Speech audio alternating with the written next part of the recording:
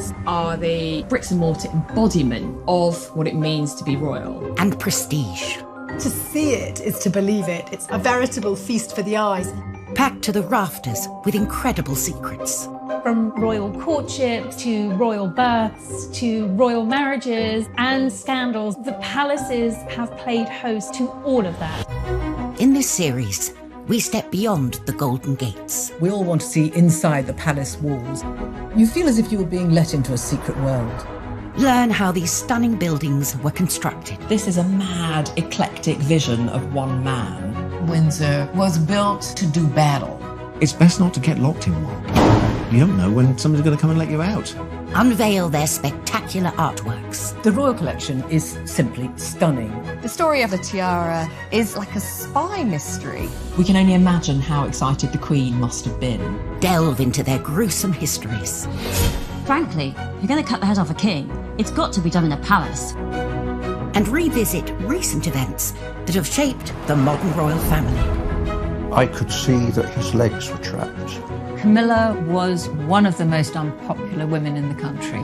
To see those images of the castle in flames, there was an emotional impact for the nation. This is The Secrets of the Royal Palaces. This time, at Highgrove, Charles risks everything for Camilla. We reveal his secret plan to win over Queen and country. Camilla was one of the most unpopular women in the country. Inside Holyrood, the true story of Mary Queen of Scots. The poetry, the plays, the films that have been made about her extraordinary life is personified in that preserved Northwest Tower. At Hampton Court, we uncover a fake painting that could be worth a king's ransom. What if the Queen's copy was not worthless, it's actually worth in excess of £50 million?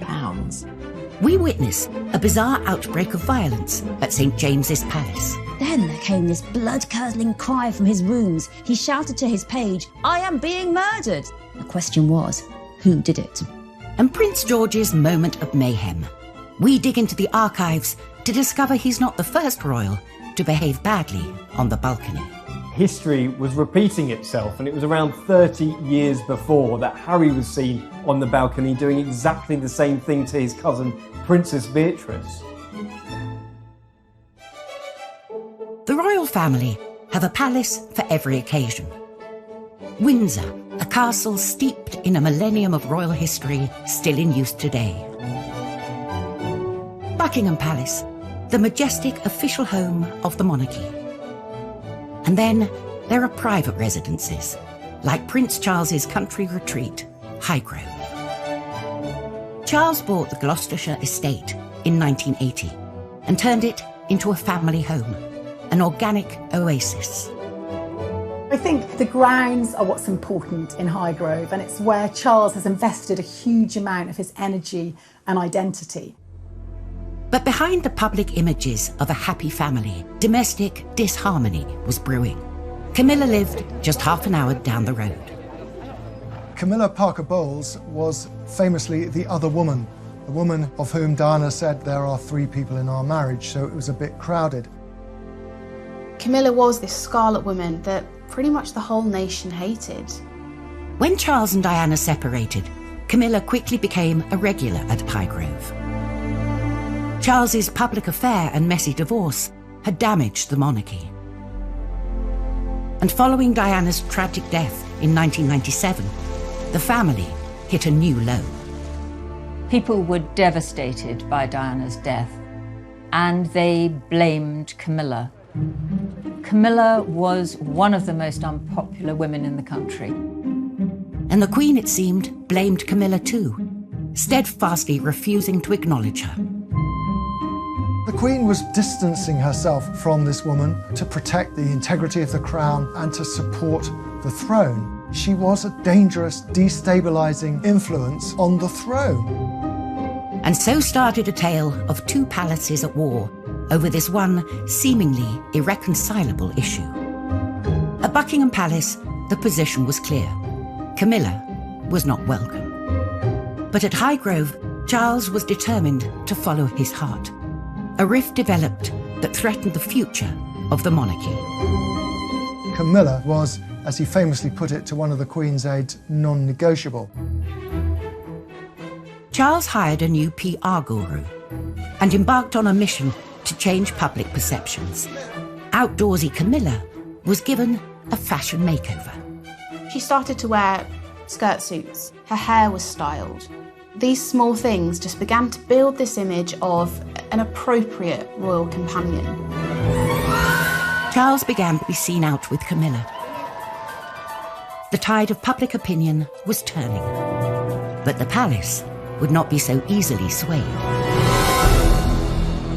There were some quite senior figures at Buckingham Palace who wanted no Camilla at all, ever. It was absolutely vital that his mother should accept her, and it was also absolutely vital that the British public should accept her. A full-blown constitutional crisis was brewing. In 1998, Charles's 50th birthday became key. A number of events were planned, and the guest lists would be telling. Up first, at Buckingham Palace, a formal reception hosted by the Queen. But Camilla was excluded. Camilla wasn't invited. The royals are quite into this no ring, no bring rule. If you're not actually married or at least engaged to someone, they're not generally invited to big royal family events. Everything at that time was viewed by Charles as a snub. They viewed any setback with considerable hostility, and they blamed it on the courtiers, the people around the Queen, who were unprepared to change. Then at Highgrove, on Charles's actual birthday, there was a private party. Camilla, by now very much at home there, played hostess. The Queen and Prince Philip stayed away. I think the fact that the Queen didn't go is quite significant. She felt she was being boxed in and pushed into something by Charles's media handlers. She knew at some stage she and Camilla would have to break bread, but it was too soon. It's been said Prince Charles was particularly hurt by the Queen not attending that party. Charles was desperate to break the deadlock. He wanted to engineer a meeting away from prying eyes. Highgrove would be the perfect location if he could get the Queen to accept. 2 years later, he saw his chance. In 2000, Charles held a birthday party for his cousin, King Constantine of Greece, and he invited the Queen. He also invited Camilla, and the Queen knew perfectly well that Camilla would be at the party. It wasn't at Buckingham Palace or Windsor or Sandringham. It was at Charles's favourite place. The party was to be at Highgrove, where Camilla was by now completely at home.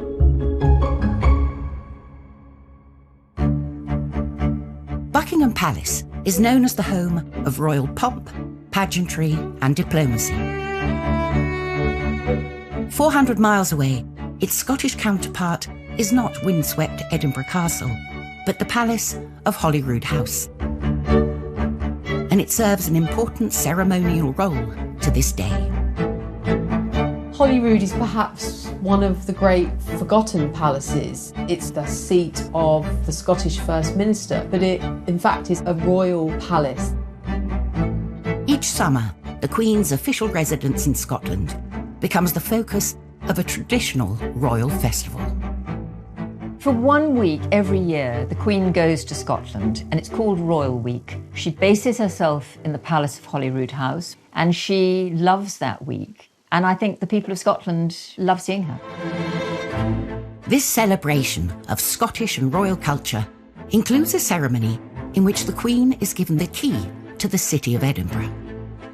But behind all the fun, the backdrop has always struck me as vaguely terrifying, because you're looking at a massive building with enormous buttressed angled turrets and small windows, parapets. It is a castle.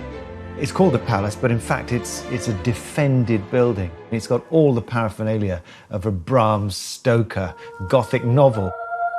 In the shadow of this imposing structure lies a majestic ruin, dating back to 1128, that holds a clue to Holyrood's humble beginnings. Holyrood Palace was built next to a once thriving abbey church. It's a great medieval building, one of the primary churches of Scotland. named after the Holyrood, after the Holy Cross. The abbey grew over the centuries and had a guest house when members of the royal family visited, but over time, as the power of the church was dwarfed by that of the state, the abbey's role dwindled and the site as a royal residence increased. By 1501, the abbey became such a popular destination for visiting royalty that a palace was built directly in front of it. Over time, monarchs came and went, and the palace was renovated and rebuilt. When you arrive at Holyrood House, you are presented with an image of unity. Thing is, it wasn't one unified building campaign. Two towers dominate the structure. They may look like twins, but under closer inspection, they reveal architectural secrets. You notice that on the left, there are heraldic panels set in the walls, and you've got a gun placement. On the right, all the windows are nice and neat, and instead of being fired at, you've got a neat front door with a fan light that offers you a way in. There are two very different things happening at the two phases of construction there, and it tells a big story about Scotland's history. While the southwest tower was part of a later makeover, the heavily defended original tower was built in the reign of James V of Scotland, when the threat from across the border was very real. England was never far from war with Scotland. Well, who's sitting down in England who has real ambitions and designs on the Scottish throne? None other than Henry VIII. So this is a place that has to not only look after itself as a building, but also the monarchy within it. And so the construction of this thing as a defensible set of chambers, they come from the late 1520s, early 1530s, about the same time that Henry VIII built St James's Palace. Yes, in comparison with other royal residences, it's pretty brutish. It's there for a function, to protect the monarch, for goodness sake. And does it really look that hardcore when you compare it to Edinburgh Castle up there, exposed in the old town on a great lump of rock? No, give me Holyrood any day. Coming up on Secrets of the Royal Palaces, at Holyrood, Mary Queen of Scots' chambers are the scene of a bloody murder. It's where tourists flock. It's very much at the heart of the story and testament to the significance of that period of history. And could Charles break the deadlock between the Queen and Camilla at his Highgrove summit? The Queen is a lady of very few words, and I think that she would be very guarded at first with Mrs. Parker Bowles.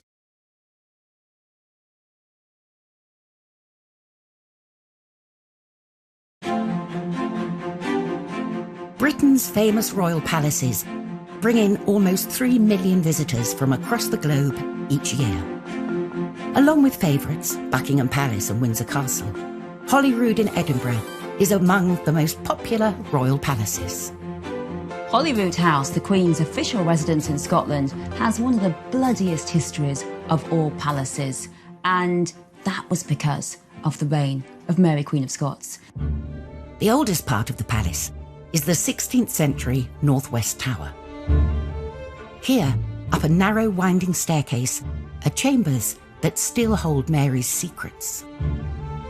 Mary Queen of Scots is one of the most infamous Scottish figures and probably the most famous Scottish queen. The poetry, the operas, the plays, the films that have been made about her extraordinary life, but it's sort of personified in that preserved Northwest Tower. Original features, like the ornate oak ceiling, survive from Mary's torrid time here.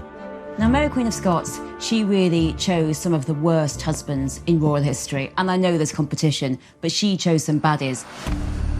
Following the death of her first husband, the young King of France, Mary married Lord Darnley and fell pregnant. But Darnley was not to be trusted. Lord Darnley, almost as soon as he married her, started turning against her, plotting against her, and really trying to seize power from her. One of the defining moments of her reign is this cold-blooded murder, instigated by her husband, Darnley.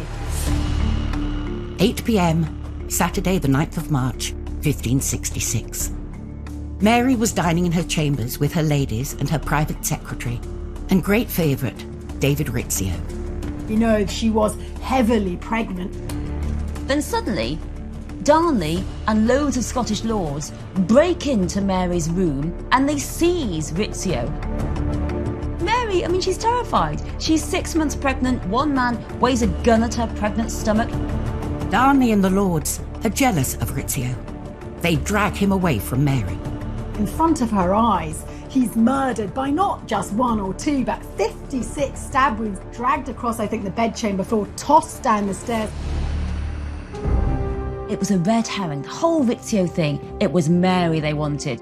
The lords wanted to take Mary prisoner and steal power and put her baby on the throne.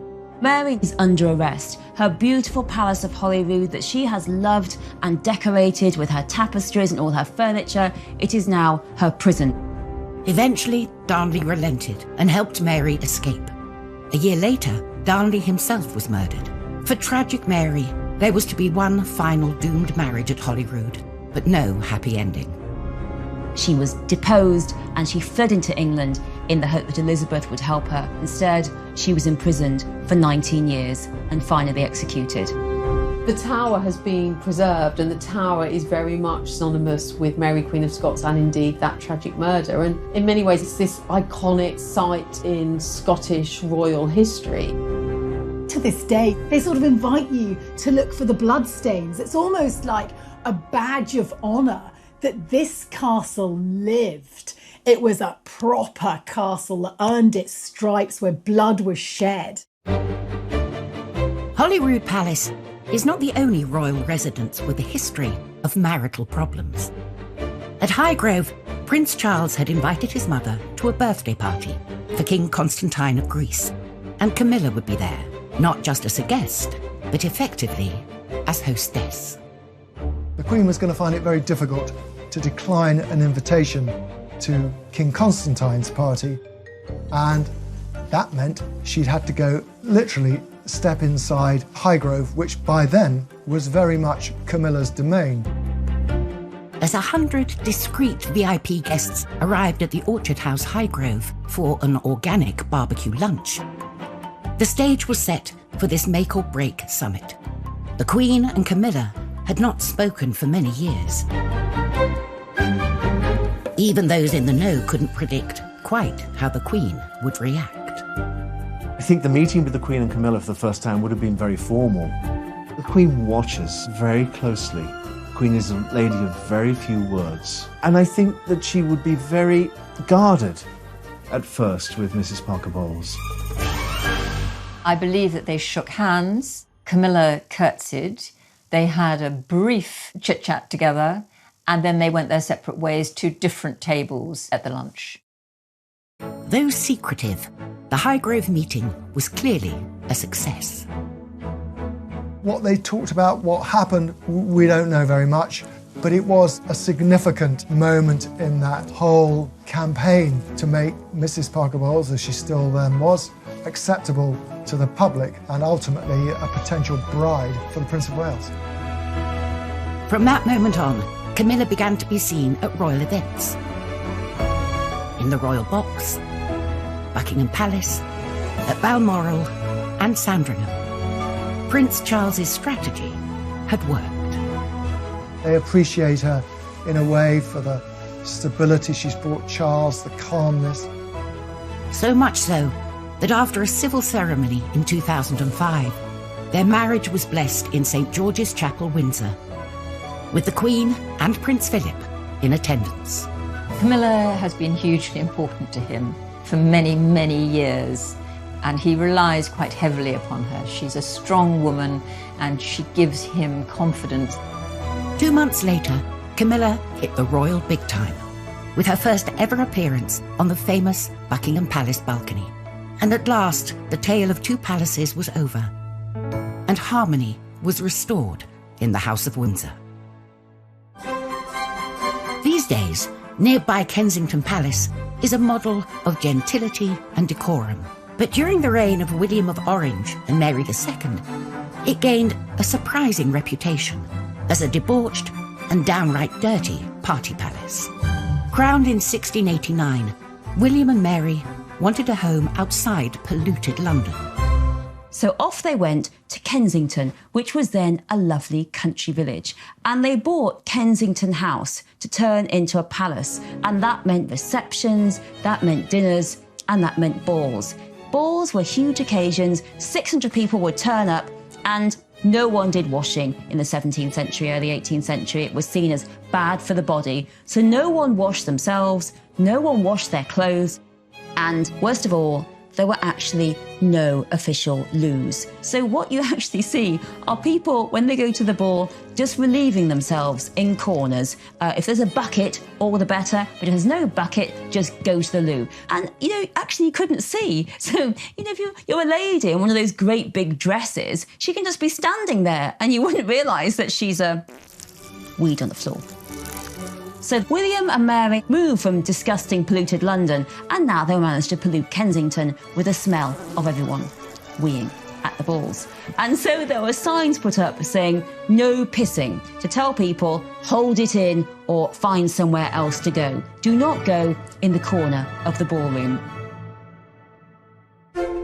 One of the finest art collections of all the palaces is at Hampton Court and was curated and purchased by Charles I. Charles had an incredible love of the arts that had been really instilled in him by his father, James I. He saw the power of having a prestigious art collection, how it could project this image of the monarchy as supremely cultured and powerful. It was Charles who invested in the Renaissance and Baroque masterpieces that hang pride of place on palace walls today. In 1629, Charles added substantially to the collection when he spent £18,000, a huge amount of money, on 400 works of art from the Italian Gonzaga family collection. 8 years later, he bought another prestigious piece, The Calling of Saints Peter and Andrew by maverick Italian painter Caravaggio. The painting shows Jesus as he meets the future apostles Peter and Andrew while they're still fishermen. It's got those dramatic effects of light and shade, but also this is the moment of greatest psychological tension as the brothers are just about to decide to leave their life behind, drop their nets and follow Jesus. Not long after Charles acquired the painting, rumours began to circulate, questioning its authenticity. Charles I bought this painting, believing it was an original Caravaggio, and perhaps because it was such a good picture, it was copied at the time. There are only 50 paintings surviving by Caravaggio, so for this to have been an original, it really wasn't felt that that was the case. The picture was dramatically demoted, and it was now thought to be one of those copies, and that view prevailed for about 350 years. For centuries, the picture lay hidden in a dusty storeroom in Hampton Court Palace. Until one day, something changed. The story goes back to 1987 when an Italian curator suddenly asked a bold question: what if the Queen's copy was in fact the lost original?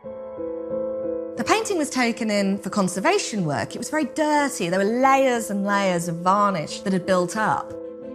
It took 6 years of detailed conservation work to find an answer. On closer inspection, evidence mounted. Could this be the lost original? Caravaggio was quite unusual. He would paint straight onto the canvas, but he would etch in an underdrawing. And as the conservators looked closely, they could see around the face that these etched lines were there. There's the speed and the confidence of the brush strokes, which mean that this must be the real deal. It's got a real energy to it that a lot of his contemporaries just weren't able to match. This had to be a Caravaggio. The palace had unearthed a rare art treasure, and their findings stunned the art world. Suddenly, in 2006, there's a dramatic announcement. The painting really is by Caravaggio, and it's not worthless. It's actually worth probably something in excess of £50 million. This was a really incredible discovery. It's the sort of thing that only happens once or twice in a generation. We can only imagine how excited the Queen must have been. The idea that a Caravaggio painting was hidden in plain sight, it's a dream come true. Coming up, we discover the mysterious origins of Windsor Castle's Order of the Garter. For me, the Order of the Garter always stirs up memories of the Da Vinci Code and Dan Brown, secret sect. And inside Holyrood, everything is not what it seems. Suddenly, you're in a different world than what you saw outside. It opens you up to a world of 17th century confidence and extravagance.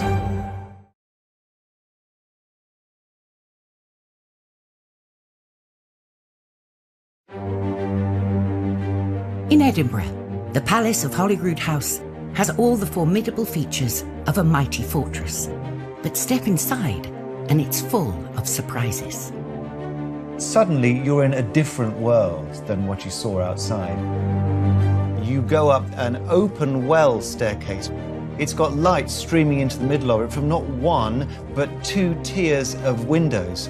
The white walls bounce the light around. The great plaster ceilings above you create a sense of looking up into the heavens.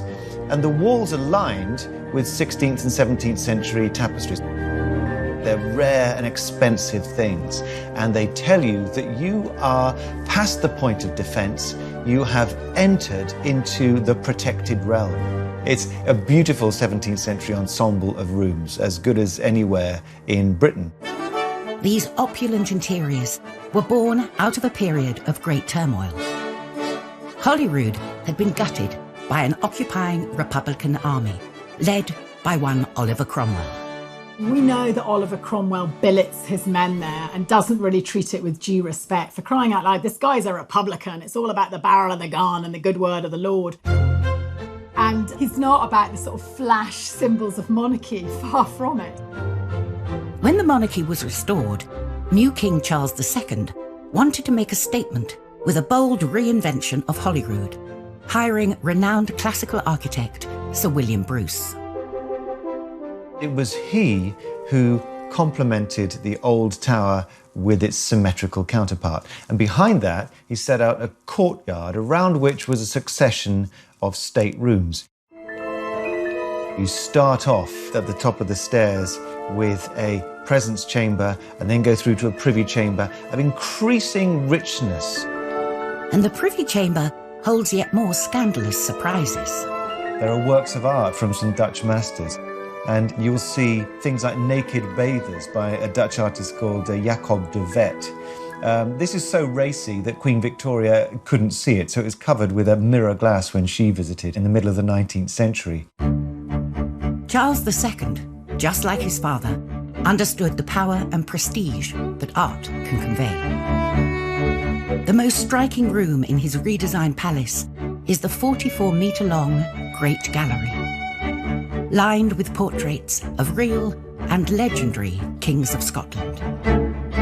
Holyrood is obviously the place where great important visitors are hosted, great state occasions are held. Each year, the Queen returns to host world leaders, bestow honours and meet members of the public, ensuring that this historic setting remains very much a part of the monarchy today. Another royal residence that retains an important ceremonial role is St James's Palace in London. It's here that the next king will be proclaimed. And St James's Palace has seen some of the most remarkable events in royal history. St James's Palace, a beautiful palace, the home of kings. But in 1810, it was the scene of a bloody murder. Ernest, Duke of Cumberland, son and potential heir of George III, became embroiled, along with his servants Joseph Sellis and Cornelius Neal, in a bizarre outbreak of violence one night at the palace. May 1810, the Duke of Cumberland was asleep. And then there came this blood-curdling cry from his rooms. He shouted to his page, "Neil, I am being murdered!" Cornelius Neal, his valet, rushes in and tries to work out what's happened. And he saw that the Duke, he's had his head split open. Someone had hit him over the head with his own sabre, but they'd used the blunt part of the blade, so it hadn't killed him, but he'd just been sort of knocked out, his head was split open, and the question was, who did it? And they're looking for the Duke's valet, Celis, and he's not there, but his slippers are found in the Duke's cupboard. And then they find Celis in his room, and his throat is slashed, he's pouring with blood, he's dead on the floor. Who killed him? An investigation was launched into what had occurred. There were an awful lot of attempts at slurring, at blackening Celis's character. The official conclusion was that Celis had attacked the Duke and then killed himself. But the suggestion that the Duke had been involved in a murder, in a homosexual love triangle, in the killing of his own valet, that would taint him and would dog him for the rest of his life.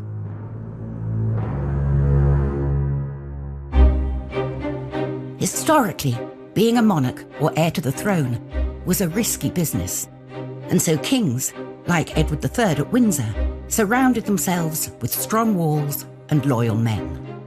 In 1348, Edward, who was obsessed with Arthurian legends, founded the most noble order of the Garter, a mysterious brotherhood of knights that lives on to this day.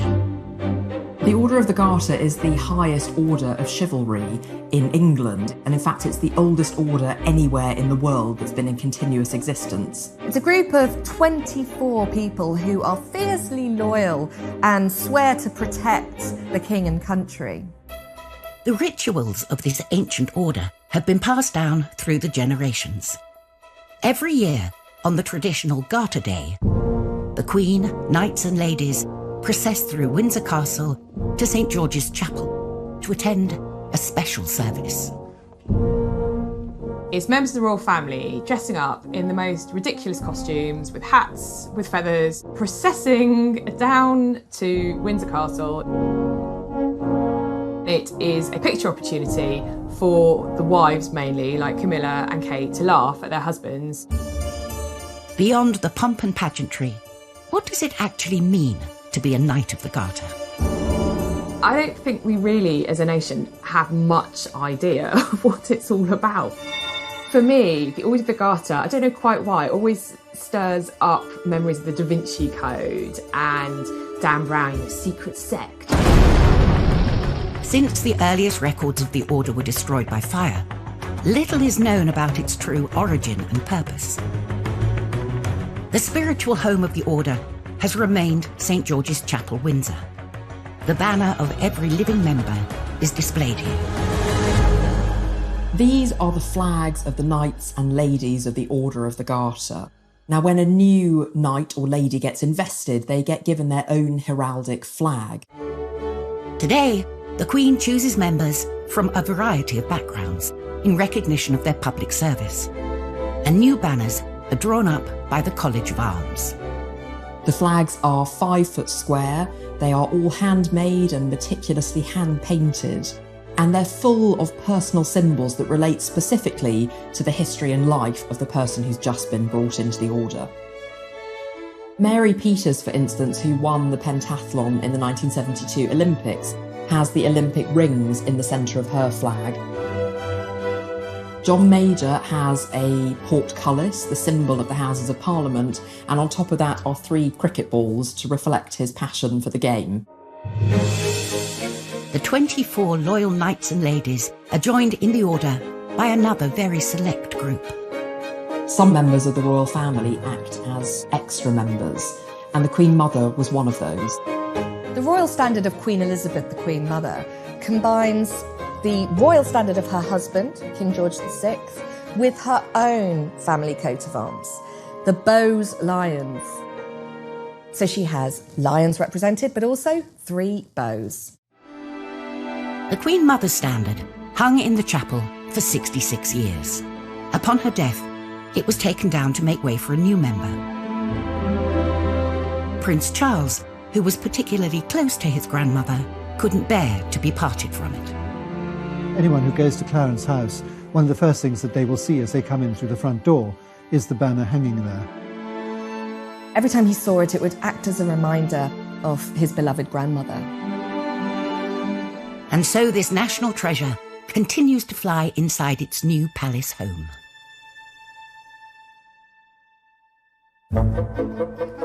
Still to come, we discover a disturbing royal grave robbery at St George's Chapel, Windsor.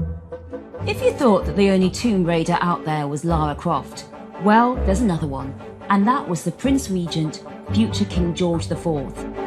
And we catch royal kids behaving badly at Buckingham Palace. George starts belting out his best rendition of God Save the Queen. Suddenly Savannah realises, gosh, we're royals, we shouldn't be doing this.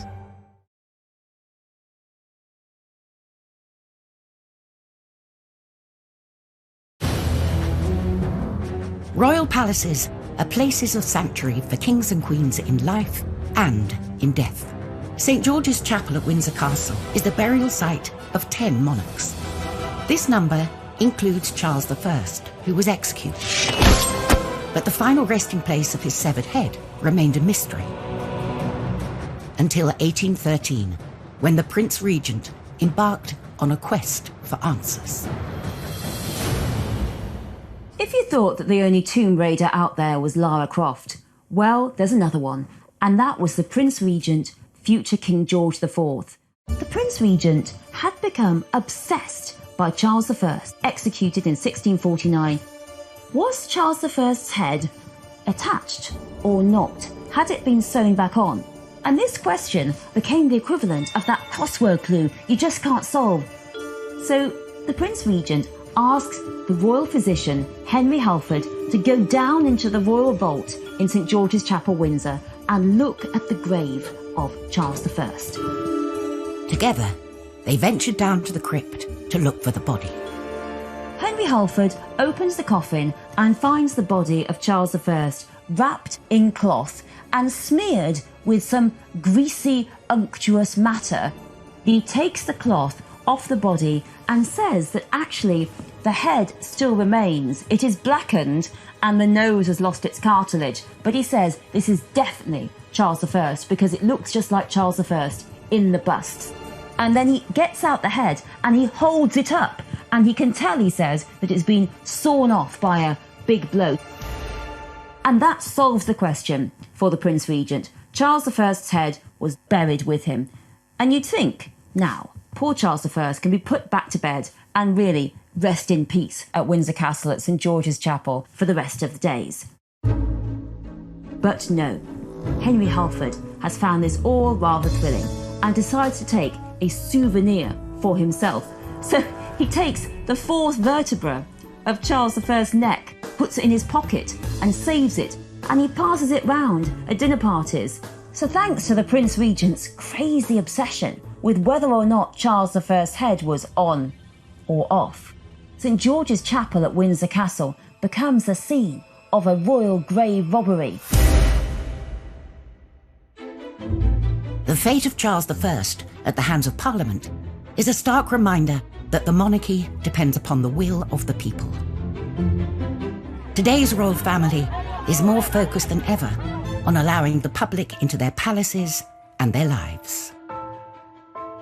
The Queen has always said they must be seen to be believed, and that is the central point of her ethos for the monarchy. They must be seen in public. At Buckingham Palace, there's the perfect platform to do just that. Since the reign of Queen Victoria, the balcony at Buckingham Palace has been the stage for iconic royal appearances. The Queen's coronation, and more recently, William and Kate stealing a kiss on their wedding day. Not only is it a symbol of the British monarchy, it's kind of become a symbol for Great Britain itself. Such is the significance of this hallowed platform, even palace insiders are in awe of it. I've actually been in the room where the balcony is. I remember finding it quite daunting, thinking how many royals have come into this room and walked onto that balcony. I will assure everyone that I did resist from kind of doing the kind of little wave when I was at the window, even though I wanted to. Being up on such a stage is the ultimate test for any royal, especially the younger generations. Of course, the balcony had one of the shots of William and Kate's wedding, and I'm not talking about the kiss. It was the lovely little bridesmaid who looked really cheesed off with her head in her hands at having to stand out on that balcony for so long. June 2018, on the Queen's official birthday, thousands lined the Mall to see the trooping of the colour and to catch a glimpse of the royals on the balcony. It's one of the few times each year that the whole royal family can get together. You know, more than 40 people at times. The Queen with her children, her grandchildren, and even her great-grandchildren. They play the national anthem to appreciate the monarch, essentially. Of course, the crowds will sing along, but the royals, they don't. They stand to attention and respect the anthem. At the front of the balcony, Prince George was next to his older cousin, Savannah Phillips. The royals are being very stoic when suddenly Savannah starts conducting the band.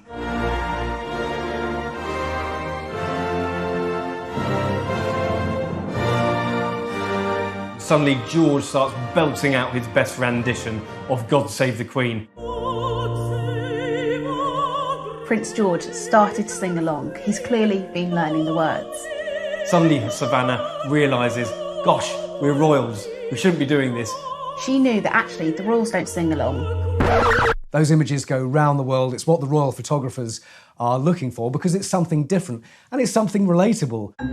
George and Savannah's antics may seem like a one-off, but a deep dive into the archives reveals that they were following in some famous footsteps.